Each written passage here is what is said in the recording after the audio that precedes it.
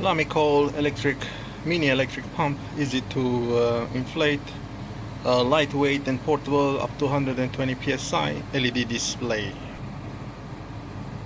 So a 500 milliamp battery, plastic, metal and silicone is made of, and this is the BCE PO1. So this is what you get, and it's the size of some earbuds. So USB-C for charging. It's not heavy at all. That's where you put the hose through, and you should have an LED. Let's turn it on. Is it press? Long press. And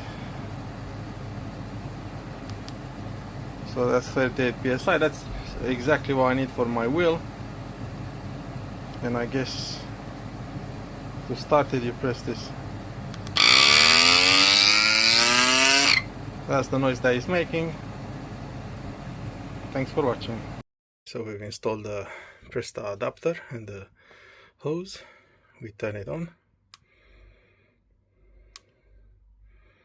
So it's charged. Let me just plug it in.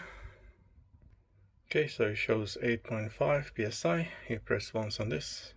I've already selected how much I want. So 38.